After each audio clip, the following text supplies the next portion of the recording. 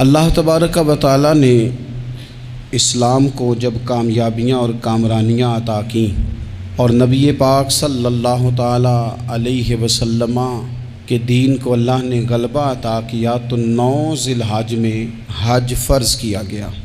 حج اس سے پہلے بھی کیا جاتا تھا، پرانی شریعتوں میں بھی حضرت ابراہیم علیہ السلام کے طریقے پر حج ہوتا تھا۔ پھر کفار مکہ نے، قریش مکہ نے اس میں کچھ غلط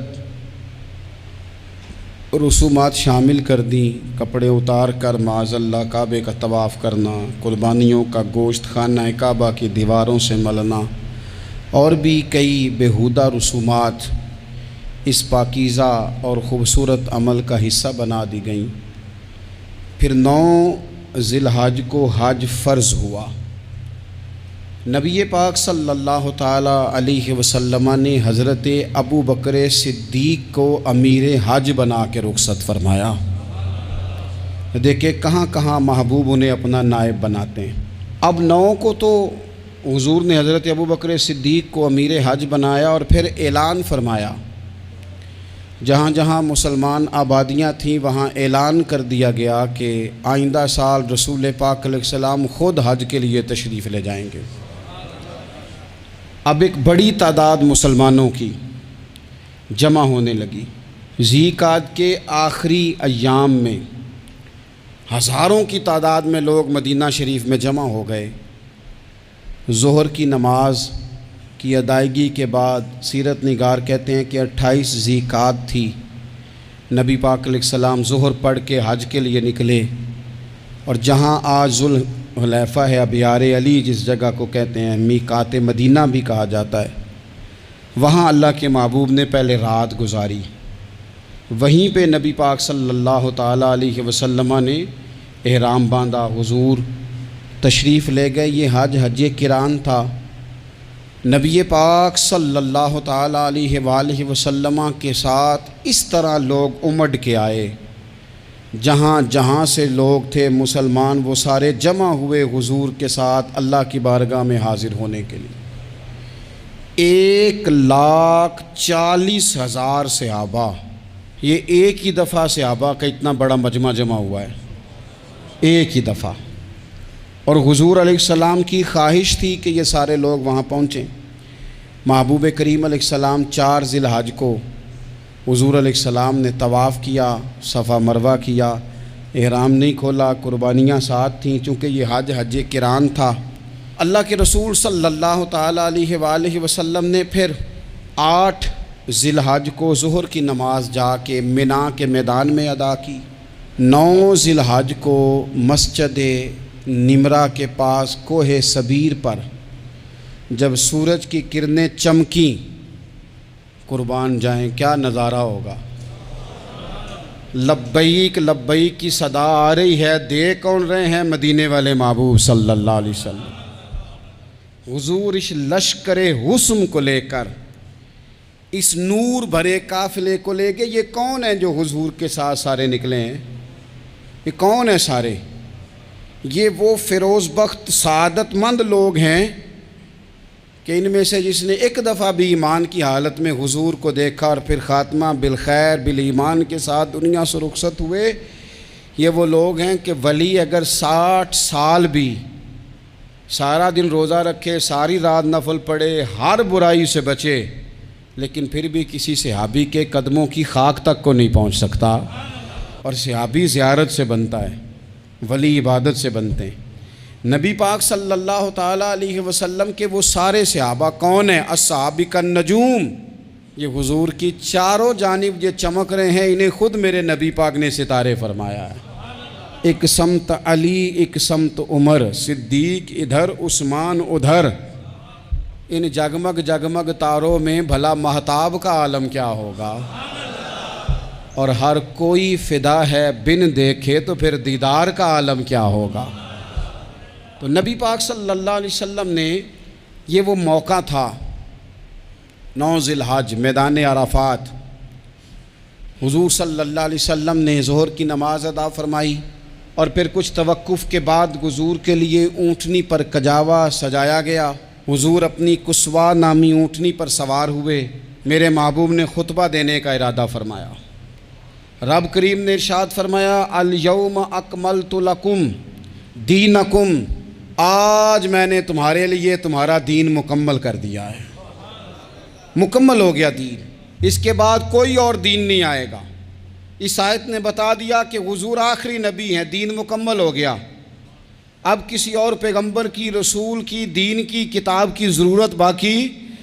آج میں نے تمہارے لیے تمہارا دین مکمل کر دیا۔ اور کیا خوبصورت لفظ ہیں قرآن پاک میں، فرمایا وَأَتْمَمْتُ عَلَيْكُمْ نِعْمَتِي، اور آج میں نے تم پر اپنی نعمتیں تمام کر دی ہیں، نعمتیں مکمل کر دی۔ وَرَضِيتُ لَكُمُ الْإِسْلَامَ دِينًا، اور اللہ فرماتے ہیں میں نے تمہارے لیے دین اسلام کو پسند کیا ہے، یہ میری رضا ہے، یہ دین اسلام تمہارے لیے پسند کیا ہے۔ کوئی بندہ ساری زندگی مخلوق کی خدمت کرے، ساری زندگی رستوں سے کانٹے اٹھائے، ساری زندگی خیر کا کام کرے، کسی کو تکلیف نہ دے، لیکن اگر مسلمان نہیں نا، اگر کلمہ نہیں نہ پڑھتا، تو اس کی ساری عمر کی خیر بھی کسی کام کی نہیں۔ اس لیے کہ رب فرماتا ہے جڑ دین اسلام ہے، جڑ ہوگی تو پھر شاخیں قبول کی جائیں گی نا، تو اگر جڑ ہی سرے سے نہیں ہے تو خیر کرنے کا معنی۔ کچھ لوگ کفار کی، مشرکین کی تعریف کرتے ہیں کہ جناب بلے بلے اتنے ویلفیئر کام ہو رہے ہیں، تو یاد رکھو سب سے ضروری جڑ ہے۔ قرآن پاک میں رب تعالیٰ نے منافقین، مشرکین اور کفار کے اعمال کی بنیاد اس طرح کی بتائی ہے کہ جس طرح پتھر پر تھوڑی گرد پڑ جائے، ذرا ہوا کا جھونکا ہے یا بارش آئے تو پتھر صاف کا صاف ہو جاتا ہے، ان کے اعمال اس طرح کے ہیں۔ اس خیر کا کیا مطلب کہ جس خیر میں ایمان ہی شامل نہیں؟ جب تک بندہ مومن نہ ہو اس کا کوئی عمل بھی اللہ کی بارگاہ میں قابل قبول نہیں ہوتا۔ یہ آیت نازل ہو گئی، فرمایا دین مکمل ہو گیا۔ او میرے بھائیو، خدا را سوچو، کوئی شے مکمل نہیں دنیا میں، کوئی شے بھی۔ کروڑوں کا مکان بنا لو پھر بھی کوئی نہ کوئی نقص نکل ہی آتا ہے، کوئی دنیا میں شے مکمل ہے ہی نہیں۔ اگر کوئی شے مکمل ہے تو وہ مدینے والے رسول کا دین مکمل ہے۔ مکمل، جب ہم کہتے ہیں نا مکمل دین، تو لوگ سمجھتے ہیں تو شاید سادی سی بات ہے، یہ وہ والی بات ہے جو دنیا میں کہیں نہیں پائی جاتی۔ جب یہ آیت نازل ہوئی تھی نا، تو بخاری میں موجود ہے، ایک بہت بڑا یہودیوں کا عالم حضرت عمر فاروق رضی اللہ تعالیٰ عنہ سے کہنے لگا یہ جو تم پر آیت نازل ہوئی ہے نا کہ دین مکمل ہو گیا، یہ اگر ہم پر نازل ہوتی نا تو جس دن یہ آیت نازل ہوئی ہوتی ہم نے ہر سال اسی دن کو عید بنا لینا تھا کہ دین مکمل ہو گیا۔ الیوم اکملت لکم دینکم، دین مکمل ہو گیا، ہم تو عید بنا لیتے۔ تو حضرت عمر کہنے لگے ہم پر بھی بڑا فضل ہے، جس دن آیت نازل ہوئی تھی عرفہ کا دن بھی تھا اور جمعے کا دن بھی تھا، ایک نہیں دو عیدیں تھیں مسلمانوں کی، دو عیدیں تھیں مسلمانوں کی، دو۔ عزیز بھائی، دین مکمل اللہ نے دیا۔ اور حضرت عبداللہ ابن عباس رضی اللہ تعالیٰ عنہ نے تو ایک مقام پہ اس کا ذکر بھی کر دیا، جب ان سے کسی یہودی نے کہا نا یہ آیت ہمیں ملتی تو ہم عید مناتے، تو فرمایا تم ایک مناتے نا، ہماری دو تھیں اس دن۔ جمعہ بھی تو مسلمانوں کی عید کا دن ہے نا۔ بہت سارے لوگ ہیں بیچارے جو کہتے ہیں اسلام میں عیدیں صرف دو ہیں، اور وہ بھی صرف پریشانی انہیں عید میلاد النبی والے دن ہوتی ہے، اس کے آگے پیچھے نہیں ہوتی۔ حالانکہ نبی پاک علیہ السلام نے کہا ہر جمعہ بھی عید ہے، خود حضور نے فرمایا، لیکن وہ اڑ جاتے ہیں کہ نہیں عیدیں صرف دو ہی ہیں۔ بھائی آپ یہ کہہ سکتے ہیں کہ اسلام کی معروف عیدیں دو ہیں، اپنے معنی اور مفہوم کے لحاظ سے جس کو یوم عید کہا جائے وہ عیدیں دو ہیں۔ تو نبی پاک صلی اللہ تعالیٰ علیہ وسلم نے میدان عرفات میں خطبہ دیا۔ یہ جو واعظ و نصیحت ہے نا، خطبہ، تقریر، یہ دنیا کر رہی ہے، کرتی رہے گی، کرتی چلی آئے گی، اور اس کو میرے نبی پاک علیہ السلام نے پسند فرمایا۔ خیر کی بات کرنے والے کو حضور نے دعا دی، محبوب فرمانے لگے اللہ جو میری حدیثیں یاد کر کے آگے پہنچائے اس کے چہرے کو تر و تازہ رکھنا۔ یہ ابلاغ دین بہت بڑی بات ہے اگر کوئی خلوص نیت سے کرے، لیکن کائنات ارضی میں وہ جو حضور کا خطبہ حجۃ الوداع ہے، وہ دستور ہے، وہ منشور ہے۔ انسانی حقوق پر اس سے بڑا چارٹر نہ پہلے کبھی تھا نہ قیامت تک دوبارہ بن سکتا ہے۔ اس کو خطبہ حجۃ الوداع کیوں کہتے ہیں؟ ایک تو مطلب یہ کہ حضور نے یہی آخری حج کیا، اور دوسری بات یہ تھی کہ اس خطبے کے تھوڑے ہی عرصے بعد میرے نبی پاک نے وصال ظاہری فرمایا، اور اس خطبے کو رسول پاک صلی اللہ تعالیٰ علیہ وسلم نے شروع کہاں سے فرمایا؟ یہ خطبہ دیکھیں شروع کہاں سے ہو رہا ہے۔ انسان دنیا میں ملتا بھی ہے، جدا بھی ہوتا ہے، یہ جو جدائی کا وقت ہوتا ہے نا، جدائی کا، شاید بڑی سوچ سمجھ کے کہا تھا حضرت میاں صاحب نے، بڑی غور کر کے انہوں نے کہا تھا کہ دریا کنڈے روخ نہ لائیے، جو آوے روڑ جاوے۔ آپ میدان میں درخت لگاتے ہیں تو کبھی پھل گرتا ہے تو زمین پہ گرتا ہے، اٹھا لیتے ہیں، اگر دریا کے کنارے ہو تو وہ تو دریا میں گرے گا اور روڑ جائے گا، چلا گیا، بہہ گیا۔ فرمانے لگے دریا کنڈے روخ نہ لائیے، جو آوے روڑ جاوے، تے پردیسی نال نہ یاری لائیے، او دا جدوں دل کرے ٹر جاوے، وہ تو چلا جاتا ہے۔ یہ خطبہ شروع کہاں سے ہو رہا ہے؟ یعنی ابھی آغاز کلام ہے، بات آگے آئے گی، آغاز کلام ہے۔ میں کہہ چکا ہوں ولی شاید عبادت کر کے بنے، تقوی اختیار کر کے بنے، ولی اللہ کی حرام کردہ ہر شے سے اجتناب کر کے بنے، وہ جس میں شبہ ہے اس سے بھی بچے تو پھر ولی بنے۔ لیکن صحابی تو حضور کی زیارت سے بنتا ہے نا، نبی پاک کی زیارت سے بنتا ہے، اور صحابہ تو وہ صحابہ تھے جن کی ہر صبح عید ہوتی تھی، خدا کا قرب حاصل تھا، نبی کی دید ہوتی تھی۔ وہ تو اس طرح کا ماحول تھا کہ نبی پاک نے فرمایا حضرت ابو ہریرہ سے یہیں بیٹھے رہتے ہو، تھوڑا ذرا کبھی کوئی کام بھی کر لیا کرو، وقفے سے ملنے سے محبت بھی بڑھتی ہے۔ تو حضرت ابو ہریرہ اٹھے اور ستون کے پیچھے سے ہو کے واپس آ گئے، فرمایا آ گئے ہو؟ عرض کی حضور دل ہی نہیں لگتا تو جائیں کہاں؟ وہ جو حضور سے آ کے کہتے تھے نا یا رسول اللہ صلی اللہ علیہ وسلم، حضرت ثوبان بن مالک، حضور نے فرمایا پریشان دکھائی دیتے ہو، کہا یا رسول اللہ ایک بات پریشان کرتی ہے۔ کہا وہ کیا؟ عرض کی حضور دل بے چین ہوتا ہے تو زیارت کو آ جاتا ہوں، آج ایک عجیب خیال آیا ہے، اور اس نے عجیب رنگ طبیعت میں بھر دیا ہے۔ فرمایا تمہیں کیا خیال آیا؟ عرض کی یا رسول اللہ صلی اللہ علیہ وسلم آج خیال آیا ہے کہ ثوبان ہے تو حضور کا غلام ہے، جنت تو حضور کے صدقے ملے گی، لیکن یہ ہے کہ حضور تو ہوں گے نا نبیوں کے ساتھ، تجھے ملے گی پر ملے گی تو غلاموں کے محلے میں نا۔ تو دل میں خیال آیا کہ وہاں زیارت بھی ہوگی کہ نہیں؟ او جنت میرے کس کاری جتھے یار نظر نہ آوے، زیارت بھی ہوگی کہ نہیں؟ حضور کی بارگاہ میں جب حضرت ثوبان نے عرض کی تو رب کریم نے فرمایا محبوب جو تیری اور تیرے رب کی اطاعت کرے نا، اولئک انعم اللہ علیہم من النبیین والصدیقین والشہداء والصالحین، فرمایا ان کو اللہ نبیوں کے، صدیقین کے، شہداء اور صالحین کے ساتھ ہی جنت میں اکٹھا فرمائے گا، وہ اکٹھے رہے۔ تو جن کو تو جنت میں بھی حضور کی زیارت کے بغیر چین نہیں تھا، ان کو حضور نے خطبہ حجۃ الوداع شروع کرتے وقت پہلا جملہ پتہ کیا کہا؟ حضور اونٹنی پہ ہیں، احرام باندھا ہوا ہے، 1,40,000 کم و بیش غلام سامنے کھڑے، عرفات کا میدان۔ محبوب فرمانے لگے پہلا جملہ، جو درد والے تھے وہ تڑپ گئے، یہ سارے درد والے تھے لیکن کچھ زیادہ مزاج شناس تھے، محبوب نے پہلا جملہ کہا۔ حضور فرمانے لگے لوگو جس طرح آج اکٹھے ہوئے ہیں شاید اس کے بعد دوبارہ ہم اکٹھے نہ ہوں۔ پہلا اعلان ہی کر دیا کہ یہ تمہارے ساتھ جو آج خطبہ ہے نا، اس میں اشارہ دے دیا کہ دوبارہ نہیں جمع ہوگے، اگلا حج نہیں کرنا، بس ختم ہوئی بات، یہ آخری پہلی بات ہی حضور نے یہ بیان کی۔ اب وہ اتنے دل نرم ہو گئے حضور کی بات سن کے، آنکھوں میں آنسو اس طرح آ گئے، طبیعت کا ملان اتنا بڑھ گیا کہ ہر ایک کا دل کشکول بن گیا، ہر طرف سے آہیں اور سسکیاں ہیں کہ حضور کے وہ جملے یوں صحابہ لے رہے تھے جب آپ سے کوئی کہہ دے کہ بھائی یہ وقت بس آخری ملاقات کا ہے، تو پھر انہوں نے وہ تو حضور کی ہر بات ہی توجہ سے سنتے تھے، پر یہاں جو انداز بن گیا وہ انوکھا بن گیا۔ فرمایا شاید دوبارہ ملاقات نہ ہو۔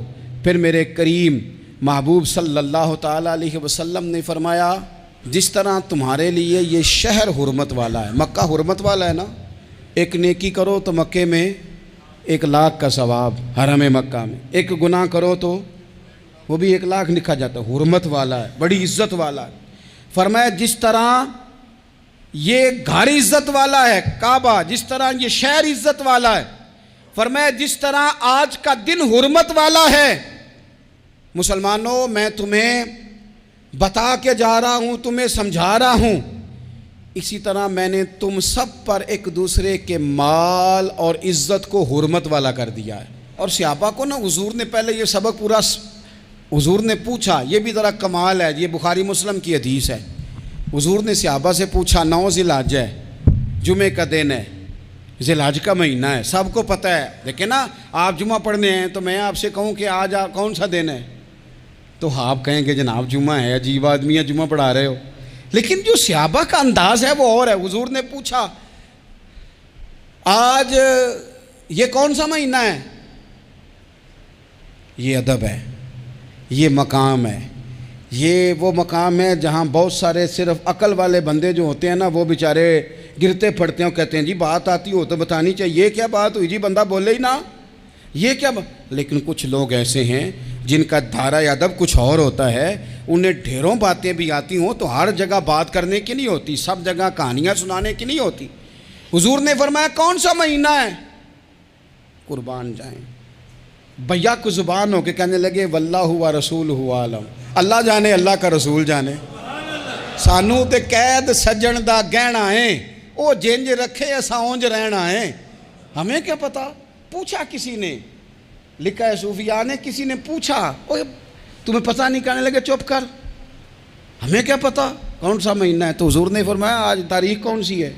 بھائی صاحب کو پتا تھا نا 9 ذی الحج کو ہی حج ہوتا ہے، کون سی تاریخ ہے؟ کہا واللہ و رسولہ عالم، اللہ جانے اللہ کا رسول جانے، قربان جائیں۔ حضور نے پوچھا دن کون سا ہے؟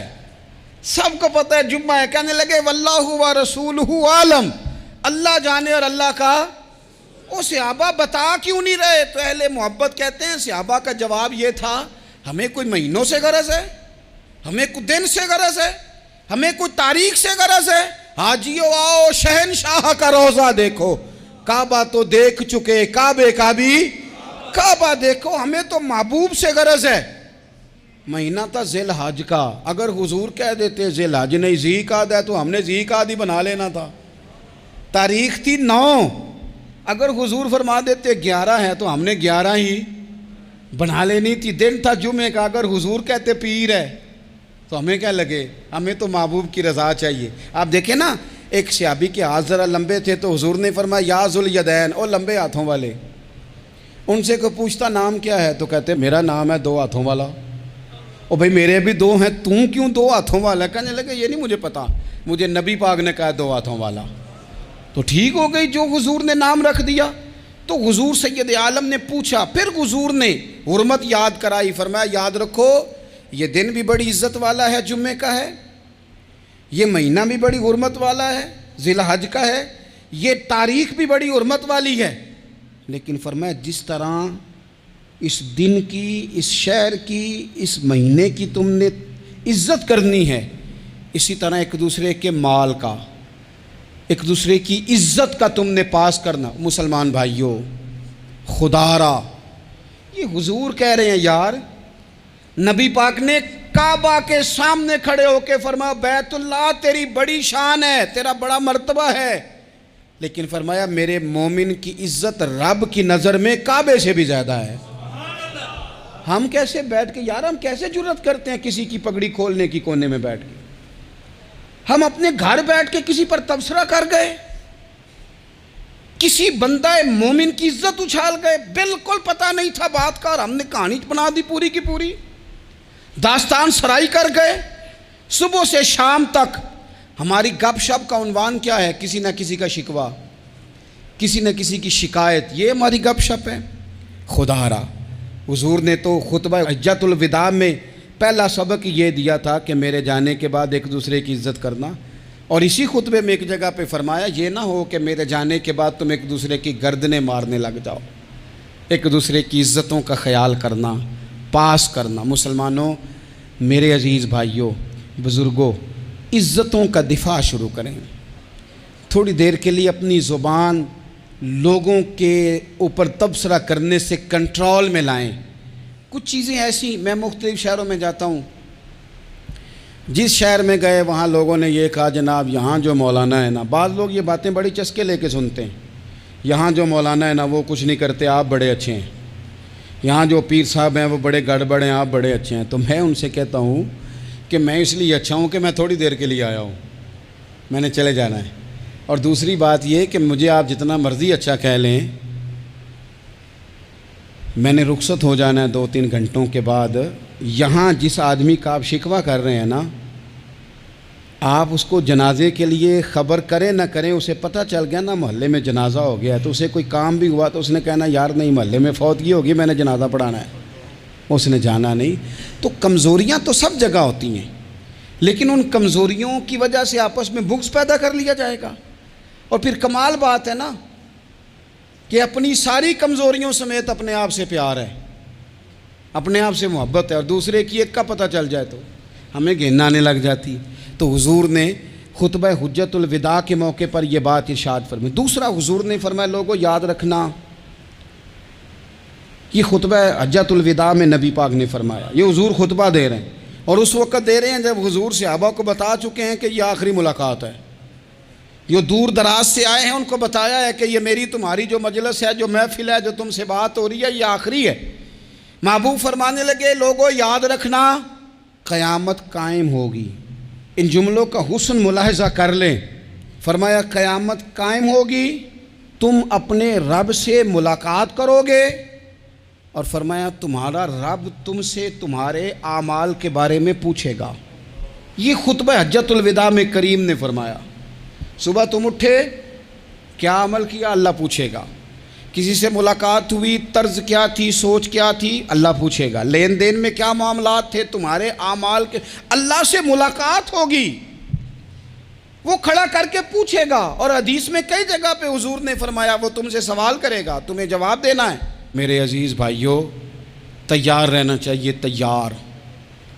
ہم نا منت کرتے ہیں آخری دن ہو نا، تنخواہ دار لوگ کہتے ہیں یار یہ آخری ایام چل رہے ہیں، کوئی خرچہ نہ بتاؤ، اس لیے کہ حساب کے متھے لگنا ہے۔ آخری دنوں میں، بجٹ کے دنوں میں لوگ پریشان ہوتے ہیں کہ حساب دینا ہے۔ جب رب سے ملاقات کریں گے اور وہ حساب مانگے گا، کتنا مشکل کام ہے۔ اور ایک مقام پہ حضور نے فرمایا جس سے اللہ نے حساب مانگا وہ تو الجھ گیا، دعا کرو وہ حساب مانگے ہی نہ، بے حساب ہی بخشش فرما دے۔ نبی پاک صلی اللہ تعالیٰ علیہ وآلہ وسلم نے ارشاد فرمایا اسی خطبہ حجت الوداع میں، حضور فرمانے لگے سن لو، میں نے تم تک اللہ تعالیٰ کا پیغام پہنچا دیا ہے۔ اب جس شخص کے پاس امانت رکھی ہو اس پر لازم ہے کہ وہ امانت اس تک پہنچا دے جو اس کا مالک ہے۔ ہم بہت سارے لوگ ایسے ہوتے ہیں، ہمارے پاس امانتیں ہوتی ہیں، کچھ بھی نہ ہو تو کچھ لوگوں کے راز کی امانت ہوتی ہے، کچھ بھی نہ ہو تو کچھ لوگوں کی باتیں ہم تک پہنچ جاتی ہیں، وہ راز ہوتا ہے، وہ امانت ہوتی ہے۔ مجلس کی گفتگو بھی امانت ہے، لیکن ہم امانتوں کا خیال نہیں کرتے، خیانت ہو جاتی ہے۔ بہت محتاط ہو کر اپنی زندگی میں امانتوں کا خیال کیا جائے۔ یا ایھا الذین آمنوا لا تخونوا اللہ والرسول وتخونوا اماناتکم وانتم تعلمون۔ اللہ فرماتے ہیں ایمان والو، نہ رب سے خیانت کرنا، نہ رب کے رسول سے خیانت کرنا، نہ آپس میں ایک دوسرے سے خیانت کرنا، جانتے بوجھتے ہوئے یہ کام نہ کرنا۔ وانتم تعلمون، جانتے ہو، تمہیں پتہ ہے۔ کبھی بھی بددیانتی کا مظاہرہ نہ کریں اپنی زندگی میں، کبھی بھی۔ اور یہ بھی یاد رکھ لیں، بچوں کو کیا پتا کہ ہمارا ابا حلال لا رہا ہے کہ حرام لا رہا ہے، آپ لا رہے ہیں نا، تو وہ تو بیچارے بھولے پن میں کھا رہے ہیں، تو حساب آپ نے دینا ہے۔ جنہ لی تو پاپ کمائے ہن کتھے نہیں ہو تیرے کر دے، بلانا۔ تو بچوں کا تو یہ معاملہ ہے بھائی، اللہ ماشاءاللہ کہ وہ وقت پہ ہی، شادی کے 10-15 دن کے بعد ہی ان کو پیغام مل جاتا ہے کہ اگر ہمارا علیحدہ گھر ہو تو میں مرضی سے سجاؤں، تو میں مرضی سے سنواروں، تو میرا کوئی مطلب اپنا سلسلہ ہو، تو بڑے ٹائم پہ ساری باتیں شروع ہو جاتی ہیں، وہ تو معاملہ ہی بالکل اور ہے۔ تو بالکل کسی بھی امانت میں کبھی بھی خیانت کرنے کی کوشش نہ کریں، اور یاد رکھیں مال حرام جہاں آتا ہے وہاں بڑی تباہی آتی ہے، جہاں لوگ بددیانت ہو جاتے ہیں وہاں معاملات بڑے خراب ہو جاتے ہیں۔ اللہ تبارک و تعالیٰ دیانتداری کی توفیق عطا فرمائے۔ حضور نے خطبہ حجت الوداع کے موقع پر فرمایا میں نے آج جاہلیت کے سارے سود ختم کر دیے، نبی پاک میدان عرفات میں کھڑے ہو کے فرمانے لگے جس بندے نے بھی کسی سے پیسے لیے ہیں وہ اصل رقم دے گا، زائد نہیں دے گا۔ حضور کے بڑے قریبی تھے ایک، فرمایا انہوں نے بھی کچھ لوگوں سے پیسے لیے ہوئے، چونکہ وہ سب لوگ کرتے تھے، حرام ہی نہیں تھا۔ فرمایا میں ان کو بھی حکم دیتا ہوں کہ یہ اصل رقم وصول کریں گے، کسی سے ایک پائی بھی زیادہ وصول نہ کریں گے۔ نبی پاک صلی اللہ تعالیٰ علیہ وسلم نے خطبہ حجۃ الوداع میں ایک باریک بات حضور نے بھی، یہ آپ نے ضرور سمجھنی ہے، بالخصوص جو لوگ تھوڑا دین پر عمل کر رہے ہیں، جن کا لبادہ مذہبی ہو گیا، جنہیں لوگ حضرت صاحب، قاری صاحب، علامہ صاحب، مفتی صاحب، حاجی صاحب، بزرگوں کہہ کے بلاتے ہیں، وہ اس پر توجہ کریں۔ میرے نبی پاک صلی اللہ علیہ وسلم نے خطبہ حجۃ الوداع کے موقع پہ ارشاد فرمایا لوگو شیطان اب مایوس ہو گیا ہے، وہ تم سے بتوں کی پوجا نہیں کرا سکے گا، ہاں وہ تمہیں چھوٹے چھوٹے گناہوں میں مبتلا کرے گا، وہ تم سے چھوٹے چھوٹے عیب کرائے گا، تم سمجھو گے یہ تو غلطی کوئی نہیں، فرمایا اس سے بچ کے رہنا۔ اب وہ مایوس ہو گیا، بتوں کی پوجا نہیں کرا سکتا، تمہیں اپنی پوجا نہیں کرا سکتا، لیکن چھوٹی چھوٹی غلطیاں، ایک مقام پہ فرمایا نا چھوٹا گناہ ہونا تو مومن اسے پہاڑ سمجھتا ہے، اتنا بڑا ہو گیا، اور منافق کہتا ہے یہ تو کچھ بھی نہیں۔ تو اپنی زندگی کے اندر چھوٹی چھوٹی کوتاہیاں، حضرت سعدی فرمایا کرتے تھے سیلاب اچانک نہیں آتے، پہلے چھوٹا سا سوراخ ہوتا ہے دریا کے کنارے میں، اسے بند نہ کیا جائے پھر بڑا ہو جاتا ہے، پھر وہ ٹائم آتا ہے کہ بند ٹوٹ جاتا ہے، بستیاں ڈوب جاتی ہیں۔ پہلے چھوٹا گناہ انسان کرتا ہے، چھوٹا، پھر اس سے آگے بڑھتا جاتا ہے اور بڑی بڑی غلطیاں ہوتی ہیں۔ اللہ تبارک و تعالی ہمیں رائی کے دانے کے برابر بھی غلطی کرنے سے محفوظ فرمائے۔ نبی پاک صلی اللہ تعالی علیہ وسلم نے اسی موقع پر ارشاد فرمایا لوگو اللہ سے ڈرتے رہنا، اور میں تمہیں عورتوں کے ساتھ بھلائی کی وصیت کرتا ہوں۔ فرمایا رب نے تمہیں اختیار دیا ہے، عورتیں تمہارے سپرد کی ہیں، ان سے اچھا سلوک کرنا۔ فرمایا اگر کبھی کوئی ان پر تمہیں سختی کرنی بھی پڑے تو اتنی کرنا جتنی ان کی غلطی ہو، ان سے درگزر کرنا، ان سے پیار کرنا۔ اسلام نے خاتون کو باقاعدہ حقوق دیے، باقاعدہ۔ صحیح بخاری میں حدیث ہے، یہ جو نوجوان ہیں مطالعہ کرنے والے، پڑھنے سننے سمجھنے والے، یاد رکھا کریں ان چیزوں کو۔ حضرت بریرہ رضی اللہ تعالیٰ عنہ حضرت عائشہ صدیقہ کی کنیزہ ہیں، حضرت مغیث رضی اللہ تعالیٰ عنہ ایک صحابی ہیں، ان کی وہ اہلیہ ہیں، وہ اپنے خامد سے علیحدگی چاہتی تھی، ان کے خامد بڑی محبت کرتے تھے، علیحدہ ہونا نہیں چاہتے تھے، خاتون رہنا نہیں چاہتی تھی۔ انہوں نے بڑی سفارشیں کرائیں کہ میرا خامد، میری بیوی مجھ سے صلح کر لے، حالانکہ وہ خاتون کنیز ہیں، خادمہ ہیں، کوئی بڑے قبیلے سے بظاہر تعلق نہیں۔ بالآخر انہوں نے گزارش کی، سیدہ عائشہ صدیقہ رضی اللہ تعالیٰ عنہ سے کہا، کچھ اور ذرائع اختیار کیے۔ حضرت مغیث نے رضی اللہ تعالیٰ عنہ، ان کے شوہر نے، کہ نبی پاک علیہ السلام کی خدمت میں عرض کریں حضور میری سفارش کریں کہ یہ مجھ سے صلح کر لیں۔ تو نبی پاک علیہ السلام نے حضرت بریرہ رضی اللہ تعالیٰ عنہ جو کنیزہ ہیں، خادمہ ہیں، ان کو بلا کے کہا تمہارا خامد صلح کرنا چاہتا ہے۔ یہاں برادری کا بڑا کے کہتا ہے پتر وہ میری بھی نہیں تو گال رکھنی، وہ میرے ککھاں دا بھی نہیں تو، وہ کیا کہہ رہے ہیں آپ؟ اللہ نے اسے حق دیا ہے، اور جسے حق اللہ دے اس کا رسول دے، اس سے کون ہوتا ہے کوئی حق چھیننے والا؟ نبی پاک صلی اللہ علیہ وسلم نے حضرت بریرہ سے کہا تمہارا خامد صلح کرنا چاہتا ہے اور وہ روتا ہے تمہارے لیے، اور اس نے بڑی سفارشیں کی ہیں، تم اس سے صلح کر لو۔ حضرت بریرہ رضی اللہ تعالیٰ عنہ عرض کرنے لگی یا رسول اللہ صلی اللہ علیہ وسلم آپ جو حکم کریں میں حاضر ہوں، ایک بات پوچھ سکتی ہوں؟ ایک گزارش کر لوں؟ ایک صرف حضور میرا بولیا چولیا معاف کری، ایک بات کر لوں؟ تو کہا کرو۔ عرض کی یا رسول اللہ یہ آپ کا حکم ہے یا مشورہ ہے؟ یہ محبوب کی بات ہے، محبوب کی۔ کوئی بزرگ کیوں جبر کرتا ہے کسی پہ؟ کوئی حضرت شیخ کیوں کہتے ہیں زبردستی عورت کو کہ تو جا؟ نبی پاک صلی اللہ علیہ وسلم نے فرمایا صلح کر لے۔ یا رسول اللہ ایک بات عرض کروں؟ کرو۔ حضور حکم ہے کہ مشورہ ہے؟ تو نبی پاک نے فرمایا نہیں مشورہ ہے، تم عاقلہ ہو بالغہ ہو، اسلام تمہیں با اختیار کرتا ہے، چاہو تو رہو چاہو تو خلا لے لو۔ عرض کرنے لگی حضور اگر مشورہ ہے تو پھر میں مغیث سے صلح نہیں کرنا چاہتی۔ میرے محبوب نے فرمایا تو جس حال میں راضی ہے میں بھی راضی ہوں۔ ٹھیک ہو گئی بات، ختم ہو گئی۔ حضور نے کوئی زور نہیں، اتنے اسلام حقوق دیتا ہے عورت کو۔ کسی کو اجازت نہیں کہ وہ جبر کرے، وہ ظلم کرے۔ میں آ گیا ہوں صلح نہیں کرنی، بے تو کیوں آیا ہے؟ تو نے وقت گزارنا ہے، جانے وہ خاوند کس طرح کا ہو۔ تو نبی پاک صلی اللہ علیہ وسلم نے خطبہ حجۃ الوداع کے موقع پر فرمایا عورتوں کے ساتھ اچھا سلوک کرنا۔ اللہ تبارک و تعالی جو حج پڑھا جا رہا ہے اس کے صدقے پوری امت پر اپنا فضل فرمائے۔